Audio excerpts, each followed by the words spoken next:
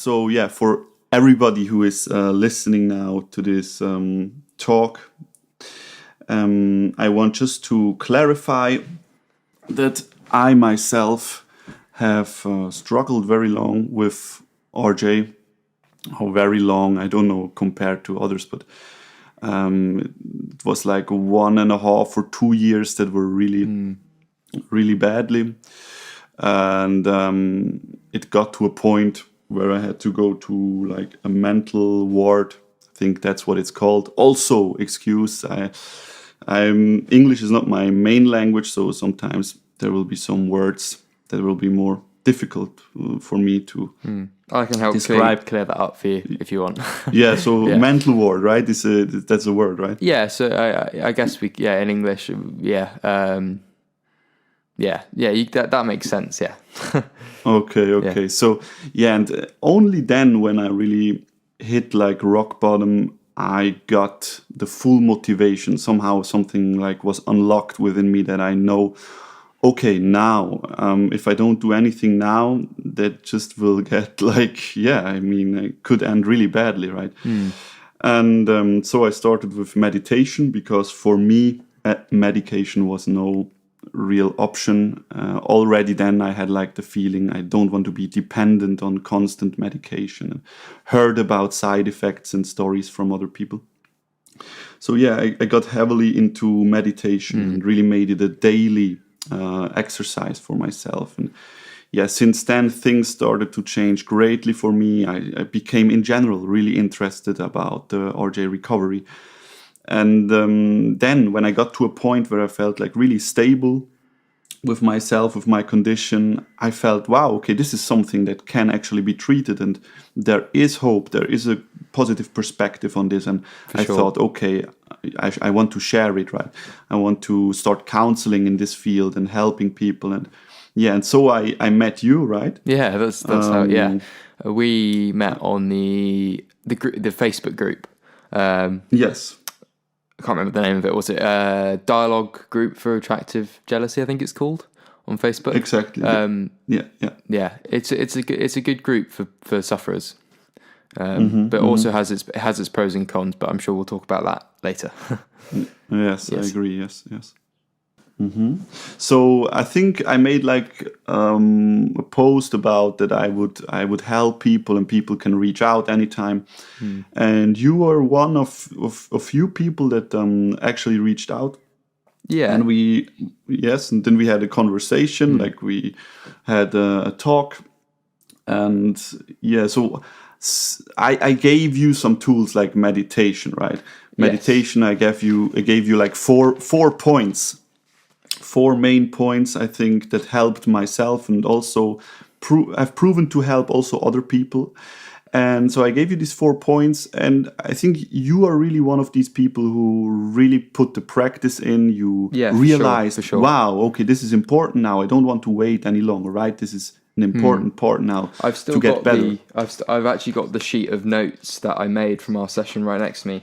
That's great, yeah. Which I'll read some stuff from it in a minute because it's really good information actually.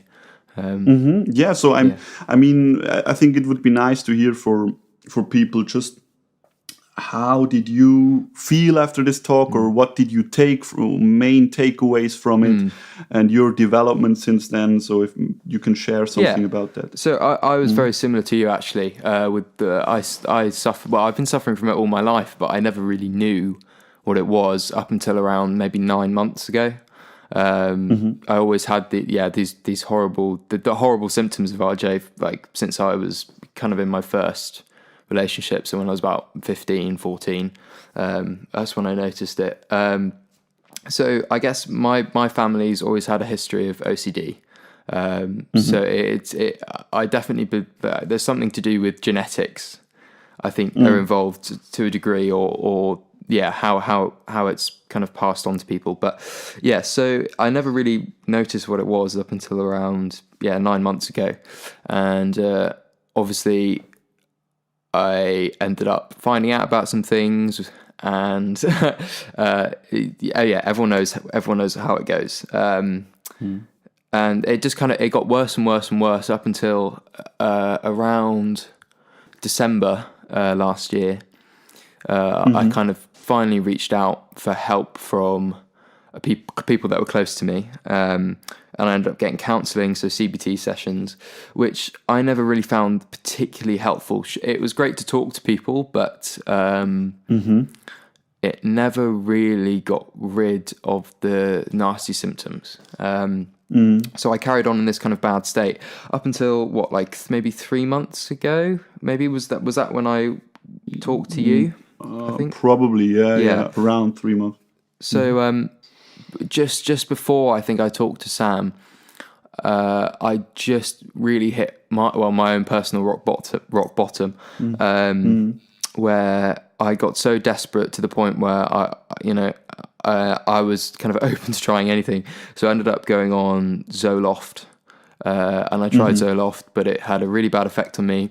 I ended up having almost like a mental breakdown and I was on a course and I had to come home because I was really unwell. It was really nasty. So that's similar to you. I had that sort of rock bottom moment, I think. Yes. Where, I realized that, I can't, I need to do something, otherwise this is really going to take over my life. That's when I'd seen your comments on the group and I was like, you know what, I am perfectly ready to try anything. So I had a session with you and, it's completely changed my life. Okay, it's nice to hear. I'm, truly, like, not any, it's some people, you don't know if they're being serious, like when they're trying to advertise books and stuff, selling books. But I think I am being truthful that it has changed my life. And, Sam gives away these sessions for free, doesn't ask for money. I mean, you can donate to him if you want, but as he does it for free. So it's not like I'm trying to advertise that, I'm just telling the truth. So, so since I had that session, I've basically been in bliss, really. It feels like that, it took me maybe around, 2 or 3 weeks to really kind of get the 4 points into like a habit and to get a good solid practice. But since then, it's been great. I mean, obviously, recovery takes time. It's not going to happen overnight. So occasionally I have a wobble, but I've pinpointed what are the reasons for those wobbles, which I'm sure we can talk about that soon, which I think is an important thing to do as well, is, pinpoint what causes you to have a wobble, since the past 3 months have been amazing, absolutely amazing. I feel like a new person, and people have noticed it as well. My friends have noticed it, that, I got really thin because I wasn't eating, because I felt so mentally unwell, but I've started to gain weight again, which is really nice. Kind of feel back to normal, and so I mean, should we have talk about what kind of stuff you talk to me about in the session? I think it okay, I mean, of course we cannot it would take very long to go into every detail, but yes, of course. Maybe for you personally, what helped you the most? You can decide what kind of things you would like people to really know. Yeah. So personally, I think definitely you have to think about this personally. Like, different people react to different things. I know people that really struggled with meditation. Some reason it didn't really seem to, like, for instance, my girlfriend, she really struggles to meditate because she's got a very active mind. But I also say to her, that's the reason you should be meditating. But yes, I think it comes to a certain point in your life where you get open up to these things, and it's when you hit that rock bottom that you become open to these things. So for me, the biggest thing I think that I can kind of, there's the two main things really. So the meditation, I now do it every day, between 15 minutes to half an hour. So I do about 15 minutes in the morning, normally using Headspace.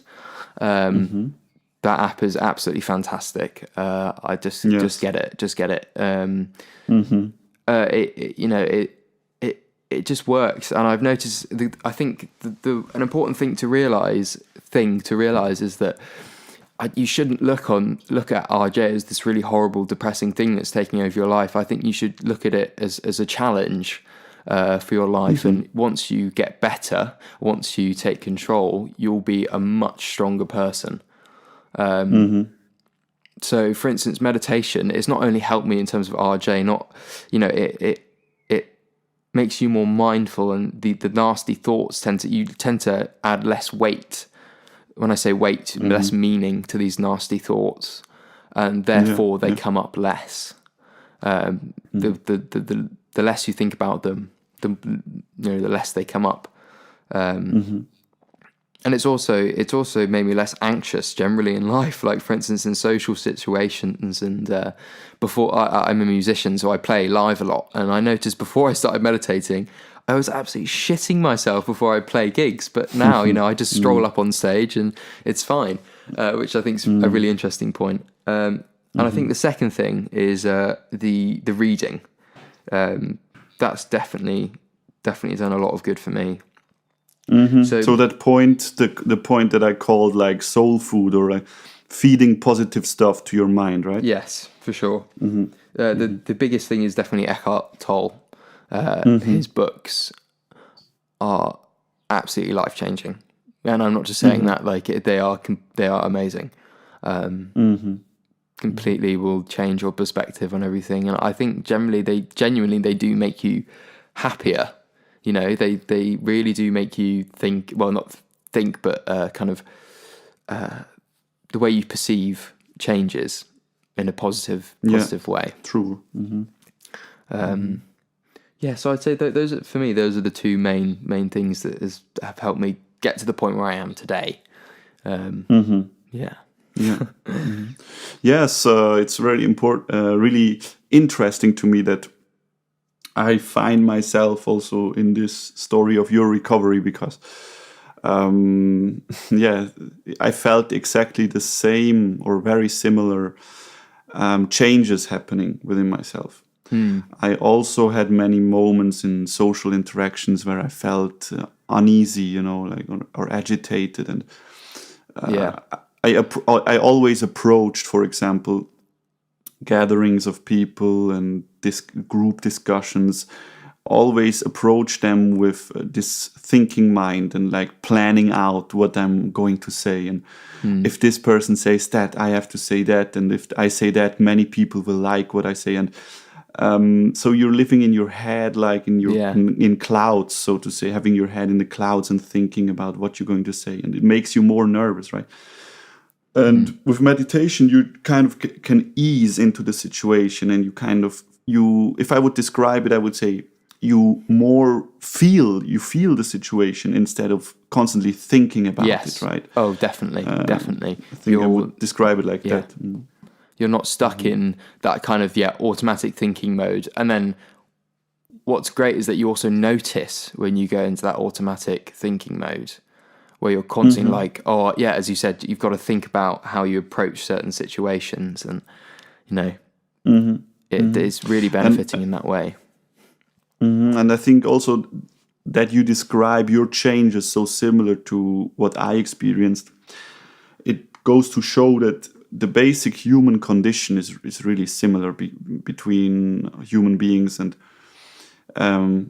because we also get taught from society, sometimes also from parents, like, there's nobody like you, you are so special, you are, and of course the ego likes to hear that, right? I'm so special, and the other people are so different from me, and but on the other hand, actually, if you go beyond like skin color, the structure of the face, there is a certain human condition in essence that I think we all share more or less, right? Yes. And it also shows like everyone wants to experience peace. Everyone likes to have a calm moment or have a calm mind inside them, right?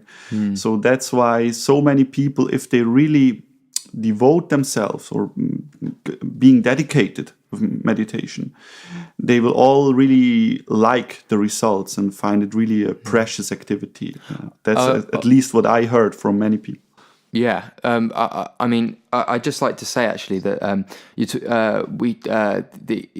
we're talking about things that, you know, when you talk about the ego and things like that, we're talking about things that Eckhart Tolle talks about in his books. So obviously, Yes, from a yes. person who hasn't really maybe not done that much reading around Eckhart Tolle or isn't familiar particularly with all that kind of more verging on spiritual philosophy almost. It might sound a bit weird what we're saying, but it makes sense once you read the books. And I mean, would you like to explain what you mean by kind of the ego? And Yes, yeah, sure, yeah. I think the way I view it is, for me, it is like a mechanism that is working inside you, and it really likes to feed from kind of these boosts, what you also call ego boosts, and feeling very special, feeling more important than other people, and also likes to compare and yeah, I have more money than this, and, yeah, I'm better but than it this can also person, or exactly, yes, and I don't think you should really see it as an enemy, like, because then you make your inner world your own enemy, and that's a struggle, right? Yes. That's also only brings more pain. I think you should have understanding that you have this mechanism working inside you. Is somehow it can also help for your survival, right? I just think it has fallen out of balance. It's like become like a wild beast in your head, right? It's not in balance anymore. Yes. Something like that. So relating this back to RJ, you know, all this stuff about the ego and everything being out of balance. Yeah. So how do we relate this to this mental, or you know, condition, this mental illness almost? Yeah. Would you like me to say my view on that, or do you have already Yeah, an go idea? for it. Yeah. So like, Okay. Okay. So I think it is just, for me, in my eyes, it is the underlying problem to all of this is, if I would give a word or a description to what you have gone through in your recovery and I went through in my recovery, if I would give a description to that, it is restoring the balance, restoring the balance Yes. again that has been lost in your upbringing, in your living in this, you can actually say crazy world, right? yeah, It's not really a natural way of living for human beings anymore. If you look outside, like everyone's looking in their screens, having ear pods in their ears. The mind never gets a moment to cool off, so to say, but instead it gets fueled more and more and fueled and this addiction almost to fuel your mind and never let it it never rest. stops. Yeah. Constantly working. Yes. And then people, the great problem, I think, is when people try to think, the problem is outside of me, right?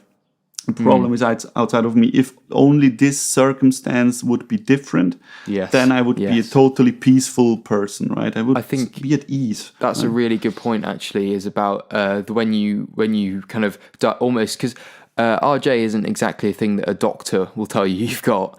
It's something that you almost self-diagnose, and I feel like a lot of people, when they realize that they have reductive jealousy, is they'll take on the persona, you know, they'll take on the idea that they are this illness, and they immediately start self-pitying, you know. Yeah. And that's a big issue, because it's when you think you are the illness, you become completely overtaken by it. And it becomes worse, you know. That's an important thing you need to think about, is not busking in the feelings, you know. Yeah. Yeah. I think that's the thing that we both see quite a lot on the Facebook group. Is that people are kind of so they are horrible. You know, don't get me wrong. The symptoms are horrendous, right? But people are so, you know, they why is this happening to me kind of attitude, which you were just saying, yeah. I have also talked about that with a guy that also became very active in the group. This guy called Atticus, right? Yes, he's the one with the PDF, right? Is that the guy who posted the... Exactly. Yes. And he's a very good influence also in this group, I feel. Yes, for sure. And the way he described it to me is that people, I don't know if you have noticed, but people who suffer from RJ, right? They're mostly what you would call very intelligent people.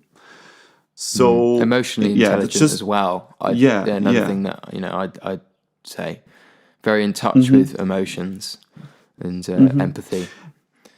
Yeah, and also I think here it is important to see intelligent just as a word, right? A word that we have made up to describe. Yeah, what does it actually describe, right? Intelligence. And I feel one thing that they have in common, their intelligence, is due to the fact that they are very active. Mentally, they are really, really active. Like their thought processes in their head happen really fast and really frequently, right? Yes. So those are really thinkers, the thinker type. And this thinker type is viewed in our modern society as something really, really positive, right? Yeah, you have to use your brain, you have to think constantly, and the solution to every problem is thinking till you come to a solution, right? And I would challenge this thought a little bit. I don't think it's always good to be constantly, to give your thought so much power and to view every thought that pops in your head. I think view every thought as the truth. Yeah, right? It's an important thing that I would say as well is what I say to people is that 90% of your thinking isn't actually particularly needed. Like you can work out a lot of things in about 10% of how much you actually think. You just tend to completely overthink stuff that doesn't need to be thought about. And I think another important thing to realize is that, you know, when you're constantly connected to these thoughts, as you say, as you describe someone who's intelligent, thinks a lot. When you're so in touch with these thoughts, you become them, right? And then you have no space between your thoughts and, you know, your kind of awareness of the thoughts. And that's where kind of meditation comes in providing that space between your awareness of the thoughts and the thoughts themselves. And that we will relate that to RJ in a minute, I'm sure. But yeah, sorry, I was just something that I thought as you were talking. Carry on. And I think the dilemma of being this thinker type, this what society calls really intelligent person, the dilemma is, on one hand side, you can be really successful in this society because all the jobs, you know, all jobs that you can make good careers in and earn much, they are based on people who constantly think, right? And this is what society wants, also on a financial level, right? On business level. But then also for your personal life, what does that mean, right? If you are the more active of a thinker you are, I think, more active as a thinker you are, I feel, that means that the more you create like a secondary reality to this one, right? Sometimes it can almost feel as a layer that goes over the actual reality. Yes. A layer based on your thoughts, and you only uphold this layer and make it constant if you keep on thinking constantly, right? And then watch what happens in meditation when you have meditated for quite a long time. Watch what happens when this diminishes, right? When there is a silence and you see, wow, I don't always need to be dependent on my thoughts. I also survive if I stop thinking for a moment. Yes. And I'm still in touch with reality. Actually, and this is the point, actually, I'm even more in touch now with reality. I feel I see things even more clearly now, even though society has taught me that only by thinking will I be able to grasp reality. I think that's a really important point. Yes, for sure, definitely. And kind of, relating this to RJ is what, is the all the stuff that RJ is kind of based on it is in your thoughts, right? And the way that me and Sam think about how, well, I'm talking for you right now, but the way we think about kind of recovery from this is giving, making space between your thoughts and your awareness of the thoughts. And it's a good thing to know that you're not just your thoughts. You are you can be in an awareness of your thoughts, and it's to people who are really in the nasty, the midst of so when you're, in the fog, I'd say, when you're really deep in RJ, where you're on a really bad spell and, it feels like you can't get out and you're constantly the way I described it to my therapist was like, it's like a snowball, right? For me, especially, it was like, I'd have a week where I'd be sort of okay. Then I'd have another week where I'd get triggered by something and I'd suddenly snowball, right? It's your constant, kind of, identification with thought. As soon as you get triggered, you are identified with the thought and it just spirals and it spirals and it spirals until you're into this really horrible, sticky situation. It's like the way also I described it is like when you're walking on a day that it's been raining and you're walking down a grass path and you see that like lots of people have treaded this path, you get a really muddy and yucky, squelchy, wet path, right?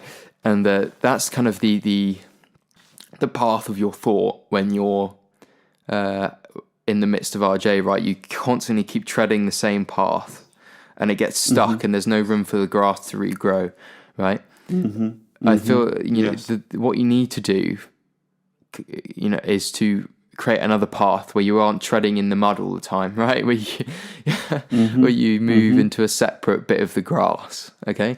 And, yes, it's a good image, yeah. Yeah, so I think if possible, if I'd like to talk about right now is what kind of our advice is for people who are really stuck in, because I've had a couple of people talk to me actually who have been right in the middle of a really nasty episode of RJ, and I'm sure in future podcasts we can go into this more deeply, and I think that's the plan, is we'll take a podcast to talk about meditation and all these different ways you can start recovering. But briefly, let's talk about what someone can start doing today to what they can start practicing. Yeah, I think first there really needs to be a realization that I don't want to carry on any longer like this, right? Yes. And what can be really frustrating with people when you work with people who have RJ is that you try to give them the tools and you see that they are sabotaging their life, right? And you also know from yourself that you have been there, and Yes. you kind of wish that they wouldn't need to hit rock bottom first, right? You already see where they are going, right? Yeah, And then you say, for sure. please stop now and implement these tools. But one client told me a good example comparison, somebody who is an alcoholic, right? Yeah. You often see friends give him advice, yeah, come on, stop drinking, that's not good for you, right? And in a way, he totally knows that it's not good for him, but he will be like, yeah, anyway, probably I will stop tomorrow, and he keeps drinking, right? And so he often these people have to really be in the worst place sometimes. You have to have a self-realization. Yeah, that's what has to happen. Yeah. I was talking, as you said, I was talking to a friend recently as well who hasn't suffered from RJ, but has had a really tough time with depression recently.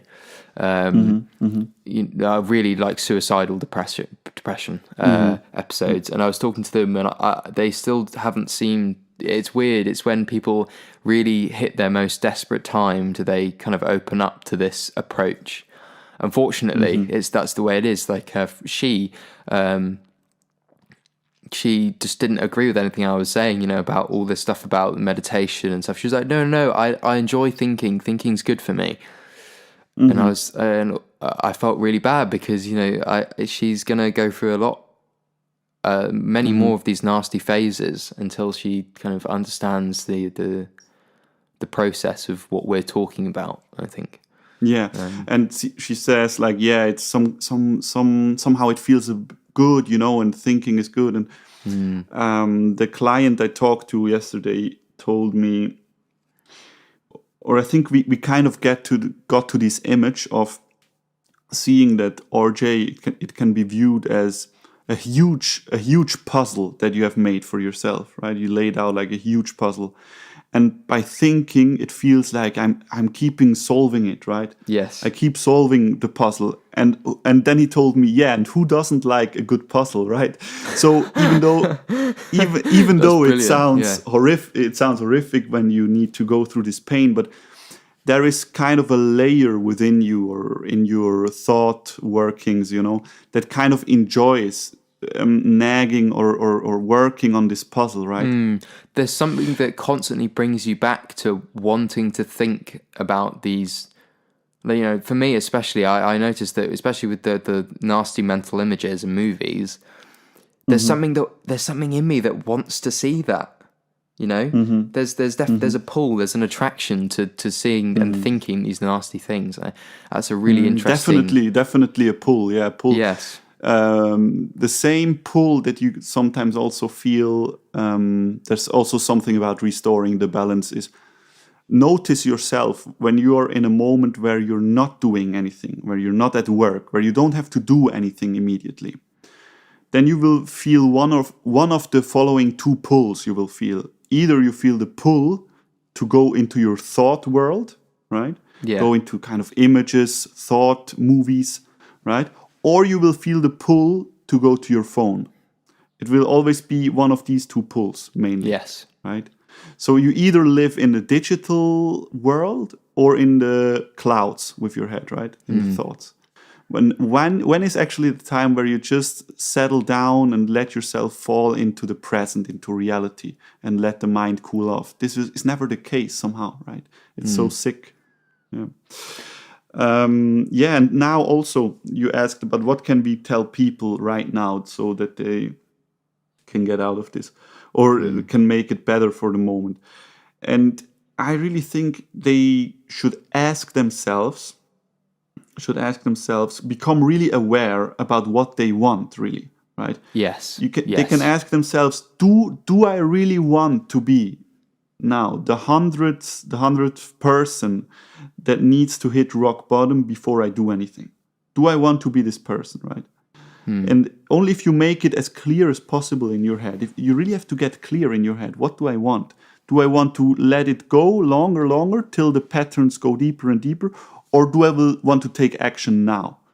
That's a brilliant it's only point. when you it's only when you ask yourself this question, take a moment to ask yourself this question, that you can really make a conscious decision, because otherwise you're just lost in distractions all day long and no change will happen, I feel. Yes, so the first kind of the thing that you need to sort out is, before getting yourself in the right mindset to be open to these new ways of thinking, to be open to meditation, to be open to reading these books and setting yourself up for a new way of thinking, essentially. Yeah. Is that essentially what you're saying, right? Yes, exactly. So I think, if we should maybe start to wrap off close off the podcast here, because we're almost hitting 40 minutes. It always happens fast. Yes, But yeah, I think that's a good thing for people to think about for the moment, is to really suss out what they want. And maybe we should briefly touch on what our plan is for future podcasts and what we're kind of thinking about. So I'm sure some of you will be in the group who are, in the Facebook group, who are listening to this right now. And we've posted in there asking, what do people want? Some people have said they'd like to come on and talk about their experience. We'd be open to having people to come on or email something into us or Facebook message us about some stuff that, their story or what they'd like to talk about. I think we should also in future podcasts, we'll talk about, the different parts of what we've used to recover, and also maybe different approaches, such as Atticus's kind of way of doing it. His kind of ERP based approach of stuff. I don't know if you want to say anything before we end, or. I think there are definitely plans for the future podcast, and also, like you just said, George,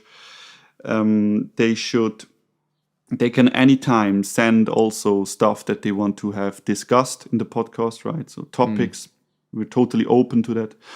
I want to say something for people who are not already in this Facebook group. Oh yes. And so on one hand side, the Facebook group is great for, like, you feel, wow, that's something that you always read in these posts. I thought I was alone. Now I'm with all of you. But I feel this is the double-edged sword, right? Because then often people say, like, I thought I was crazy, but now I know that so many people feel like this, right? Now, imagine, for example, imagine you have an illness, and an illness that is not really known. So you have an illness. And then you feel like, okay, how bad, like you think in your head, how bad is this illness? Is it really bad? Is it, can I get over this? You try to evaluate, right, in your head, right? Yes. And then you come across a group full of people who tell you, or many people who tell you, yeah, this RJ, this monster, this monster in you now you're stuck with this demon, and then your relationship to this illness or to this challenge that you're having at the moment completely changes, right? You're like, oh, this shit is real, oh, I'm really in deep shit now, you know what I mean? And sure. This belief alone, and reading about people every day who have a bad time at the moment, right? And it's understandable that they voice their pain. It's really understandable. But if you feed this yourself on a daily basis, I'm not sure of how good this is for your recovery. To be sure, honest. it's like everyone pitting each other, isn't it? Everyone kind of. We see quite a few posts where it's people like, I'm having a really bad day. That's that's fair enough. You can post that, and that's perfectly fine. But you see other people like, just don't think about it. Try to, exercise or whatever. It's all helpful, but it doesn't fix anything. If anything, it's counterintuitive, because. If you're scrolling through Facebook and you're not currently thinking about RJ, and you see a post about RJ, you're going to start thinking about your RJ. So in a way, it's nice to see other people. It's nice to know that you aren't alone, but it's also, it can be, as you said, it can be can cause more problems that it fixes. But you yourself sorry, you were going to say something. Yeah, I just wanted to say also, pitting each other, and therefore also reinforcing this belief, right? If somebody's saying, I'm feeling bad with this, and then you're answering like, yeah, I would, if I was in your place, or I would totally feel, I would Yeah, feel this like, too. You I know, feel bad that's too, like you know. reinforcing this belief that I'm totally fucked up now, and Yeah. I For know sure. that these people don't want anything negative, right? They don't want to harm other people. They just want to show, yeah, I understand you. You know, it's understandable. It's actually it comes from a good motive, actually, right? Yeah, for sure. Yeah. But I just want to raise a little bit of awareness how that can affect other people. And because I remember really vividly one night where I felt like, yeah, I'm getting better with my recovery, right? And for some reason, it's still this pull to always go on the internet and read up stories and read this and that. Yeah, For for some sure. reason, I went on the internet that night and started to read some stuff. I don't know what I was hoping to find, you know. Just probably wanted to get better and better and feel good, find good information or whatever. But then I came like across a post of somebody asking like for help, Yeah. and then somebody in their pain told them, "Yeah, sorry, this will never get better. You will be stuck with this. You just have to accept it." I've seen stuff like that as well. Something on the like that, internet. you know. Yes. Yeah. And my mind was so fragile at this moment, you know. There, I was still in my recovery, right? Yes.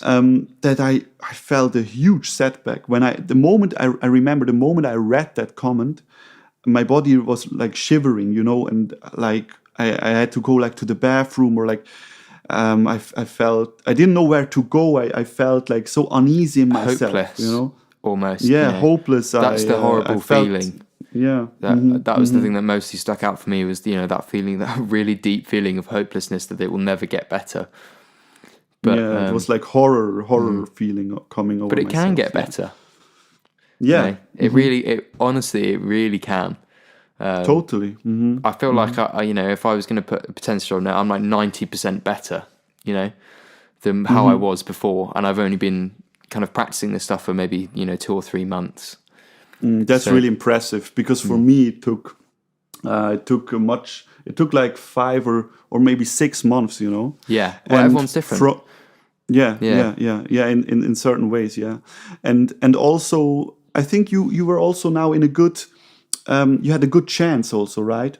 Because I also wished that I would have had somebody who just straight away like gave me the most important tools, right? Yes. Because in my place, I was just like searching the internet. I didn't want to pay like for hundreds of dollars for this course of Zachary Stockel, you know.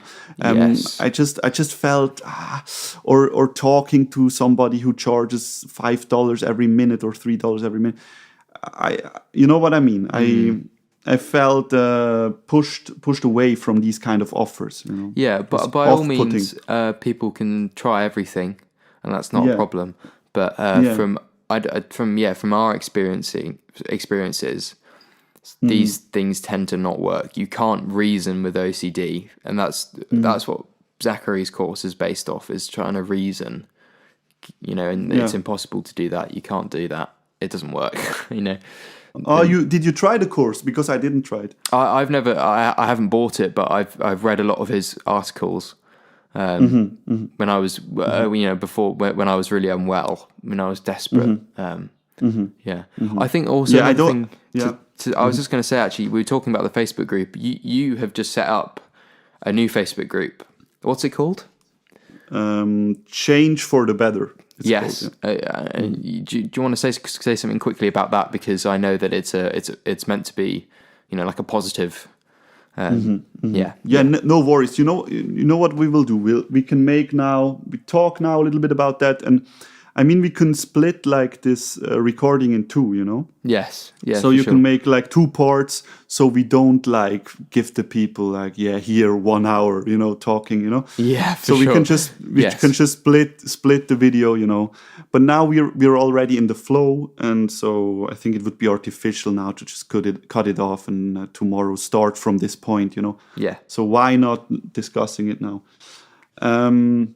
Okay, so yeah, I did a new group, I made a new group, Change for the Better on Facebook. And the whole group is based on spreading positive information, spreading the positive perspective on this, showing people there is a perspective, there is a way, right, to deal with this, and not having in between always negativity, or pain, or saying, yeah, so painful at the moment. I know these things have a place, but I don't want them to be in this group. I want this group to be only for people who say, I just want the positivity, right? I want only the things that help me recover, because I really care about what I feed my mind in these difficult times, right? Yeah, that's what it's all about, actually, this group. Yeah. It's growing as well, isn't it? Like I think the main RJ group has about almost 300 members now, which is really great to see. I think your group's growing as well. It was only started a couple of days ago, wasn't it? Mm-hmm. It'd be great to see how it progresses. Yeah, and it should be like it shouldn't be like to replace this other group, right? Not at all. Because this other group, as I said, it has its place. Because for sure, it has its because place. Sometimes you just want, if you don't have anyone to talk to, especially with this topic, sometimes you just want to voice your pain, right? But you just have to consider that when you voice your pain and the negative stuff that is going inside you, it can affect the people who you share it with, yeah, right? So that's why my group is more like another approach. It doesn't want to replace the other group, right? Yeah. Yeah. And just should we just end it here, or do you have any last words? I guess, thank you for everyone who has, chosen to listen.